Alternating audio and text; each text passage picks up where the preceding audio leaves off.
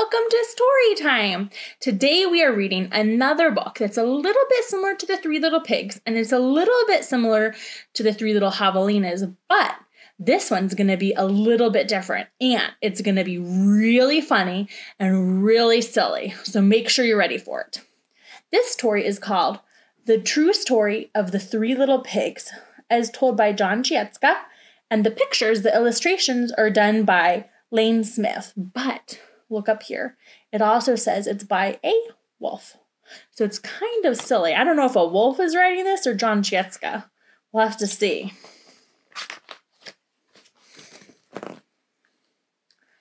Everybody knows the story of the Three Little Pigs, or at least they think they do. But I'll let you in on a little secret. Nobody knows the real story because nobody has ever heard my side of the story. I'm the wolf, Alexander T. Wolf. You can call me Al. I don't know how this big bad wolf thing got started, but it's all wrong. Maybe it's because of our diet. Hey, it's not my fault that wolves eat cute little animals like bunnies, sheep, and pigs. That's just the way we are. If cheeseburgers were cute, folks would probably think that you were big and bad too. But like I was saying, the whole big bad wolf thing is all wrong. The real story is about a sneeze and a cup of sugar. And then this page says, this is the real story. We'll have to see what happens. Way back in once upon a time, I was making a birthday cake for my dear old granny, and I had a terrible sneezing cold. I ran out of sugar. So I walked down the street to ask my neighbor for a cup of sugar. Now, this neighbor was a pig, and he wasn't too bright either. He had built his whole house out of straw. Can you believe it? I mean, who in their right mind would build a house out of straw? So, of course, the minute I knocked on the door, it fell right in. I didn't just want to walk into someone else's house, so I called, little pig, are you in? No answer. I was just about to go home without the cup of sugar for my dear old granny's birthday cake. That's when my nose started to itch, and I felt a sneeze coming on. I huffed, and I snuffed, and I sneezed a great sneeze.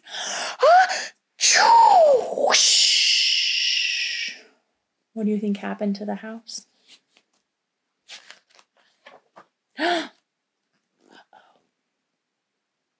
And you know what? The whole straw house fell down, and right in the middle of the pile of straw was the first little pig. He had been home the whole time. It seemed like a shame to leave a perfectly good ham dinner lying there, so I ate it up. Think of it as a big cheeseburger just lying there. I was feeling a little bit better, but I still didn't have my cup of sugar. So I went to the next neighbor's house. This neighbor was the first little pig's brother. He was a little smarter, but not much. He had built his house out of sticks. So I rang the bell on the stick house. Ding dong. Uh-oh. You can see maybe he heard that ring. Nobody answered.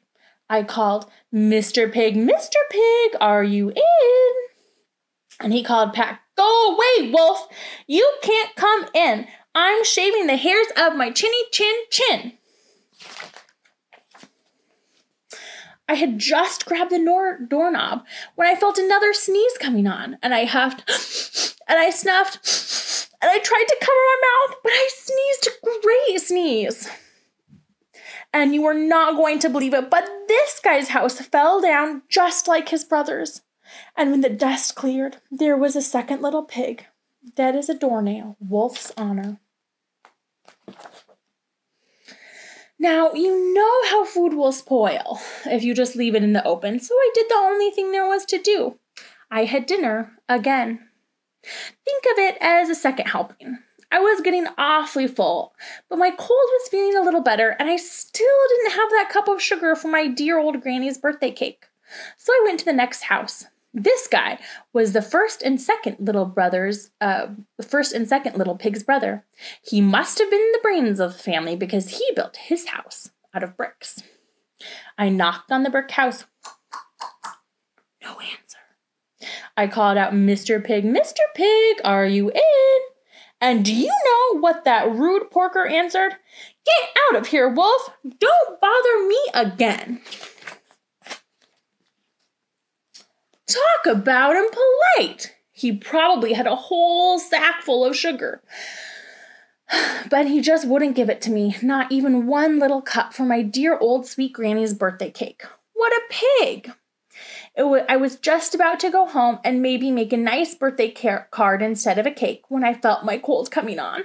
And I huffed, and I snuffed, and I sneezed once again. Achoo! And the third little pig yelled, and your old granny can sit on a pin. I don't know if that was very kind. Now, I'm usually a pretty calm fellow, but when somebody talks about my granny like that, I go a little crazy. When the cops drove up, of course I was trying to break down the pig's door, and the whole time I was huffing and puffing and sneezing and making a real scene. And the rest, as they say, is history. And you can see in the newspaper here, it says, Big Bad Wolf. And it says, I'll huff and I'll puff. And then it says, now it's back to the story. The news reporters found out about the other two pigs I had for dinner, and they figured a sick guy going to borrow a cup of sugar didn't sound very exciting. So they jazzed up the story with all of the huff and puff and blow your house down, and they made me to be this big bad wolf. That's it. The real story. I was framed. But maybe you could loan me a cup of sugar? You can see there's the wolf asking, and there's a little pig. He's frowning, and it looks like the answer is no. So this is kind of a different story from the first two. It's from the wolf's perspective, so it's a little bit different and a little bit silly. But thank you so much for joining me for story time today. I hope you have a great rest of your day, and I'll see you next time. Bye!